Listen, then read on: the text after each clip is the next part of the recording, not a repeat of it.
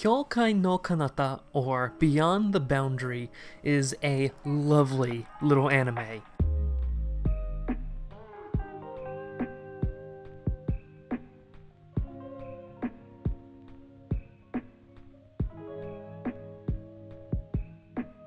It's a fairly self-contained one-season show. The show itself is only 12 episodes long, which makes it, that's my favorite sort of anime, one within the 12, 11, 13 episode range. A series of that length usually cuts out stuff like unnecessary filler. It gets right down to the story. Every scene counts, and that's what I really respect about episodes that length. But Kyoukai no Kanata, there's no other way to describe it but pleasant. You get a very pleasant feeling, whether it be from the great story, the world building that goes around the story, or really what I think is really the main driving point for Kyoukai no Kanata is the characters. Nearly every single character you're meant to sympathize with in the show are like the most pleasant characters of all time. You easily fall in love with these characters, especially the main character Akihito and Kuriyama. Kyoukai no Kanata I would consider to be one of my more favorite anime, but I find it very hard to recommend the anime for one thing. Let me ask you something. What is the point of storytelling? And it's getting rid of every element of storytelling, melting it down to one key point. What is storytelling? And I would say one of the main points of storytelling is to show the ever-present concept of change. The basic story structure has a beginning, a middle, and an end. And from the beginning and to the end, something has to change between the two. Now that's simplifying stories to their basic parts. Stories are a bit more complicated than that in the real world. Often there's a lot of elements of change, but really what we're looking for is like some key changes in the main characters. The character at the beginning of the show should not be the character at the end of the show. That's basic storytelling, right? And Kyoukai no Kanata being a 12-episode anime, characters go through quite a bit of change in a fairly well-paced manner. But it pulls something at the very end that throws everything in the face of story convention. So, spoilers from this point out. So, I almost said Mirai Nikki, Jesus Christ. Kyoukai no Kanata ends with Kuriyama being sort of dissolved, I think, in the mirror world. It's a long story, we don't need to talk about it, but she dies. She gets Thanos snapped. And it's a very emotional scene, very sad scene. However, at the very end of the last episode, Akihito turns around and she sees that she is standing there. She's back, she's alive.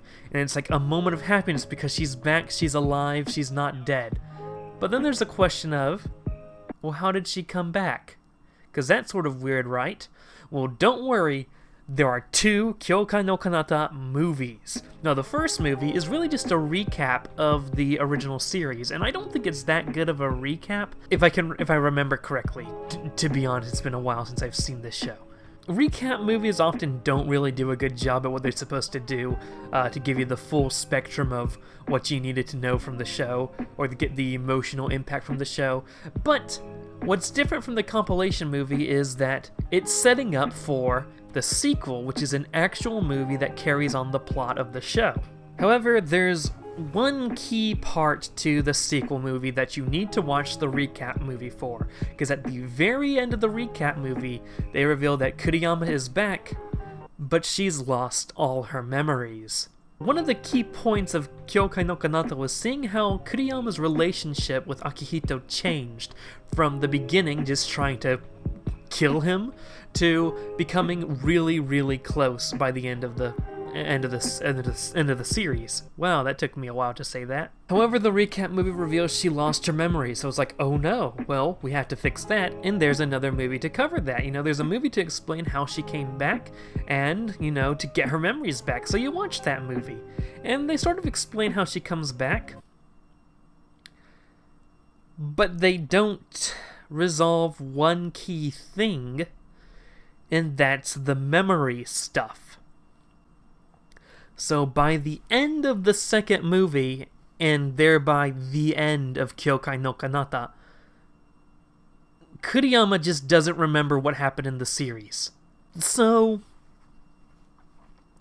what was the point of all the character development is the question I have to ask. Kyoukai no Kanata just takes the basic plot, the basic way a story works, beginning, middle, end, with development through the whole thing, and just chucks it out the window.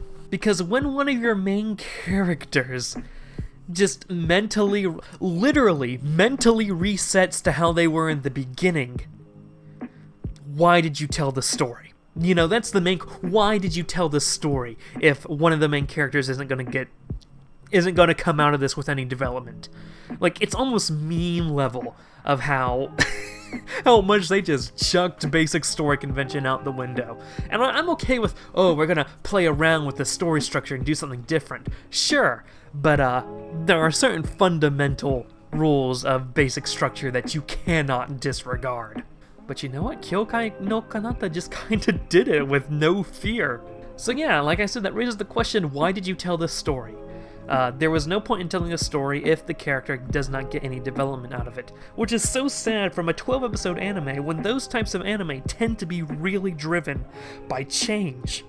Really driven by character development. Kyoukai no Kanata, like a lot of anime that are around that length and of its genre and of its animation quality, lovable characters, great story, it keeps going on, it doesn't really stop for any reason.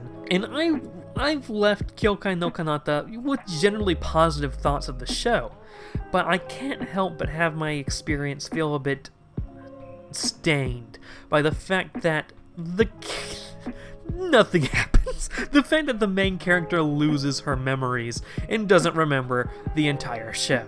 I don't know if it's better or worse than the trend we see in a lot of modern anime to just have a read the manga ending. Just stop and say, hey, go read the manga, because this whole anime series you've been investing in, it's just been an advertisement for the manga, so we're gonna stop here, go pick up on the manga, even though we cut out some scenes from the manga for adaptational purposes, making it so when you start to read the manga, there are parts that you did not know about, which means you have to start from the beginning to really get the whole context, and then repeat so much content that you already know.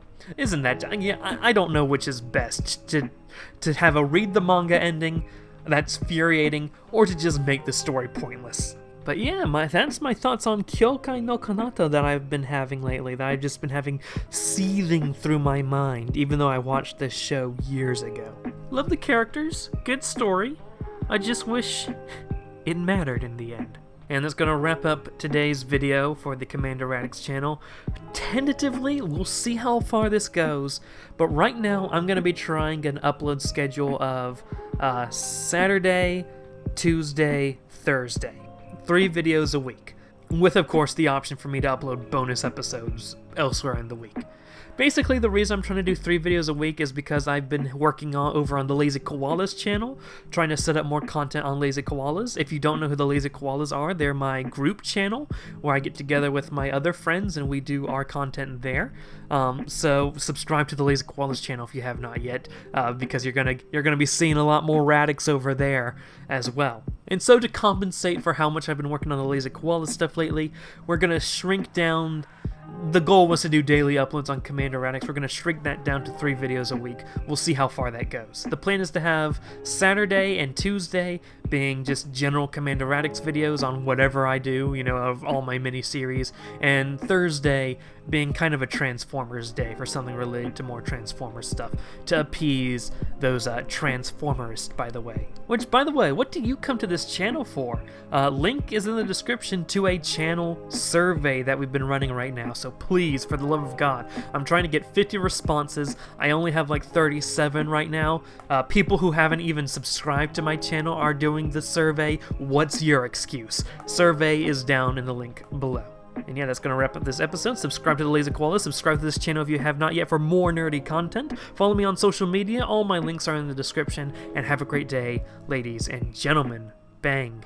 Huge thanks to our patrons, including this month's $10 plus patron Josh Adkins. Check out the description for more patrons and more info about how you can receive a shout out here.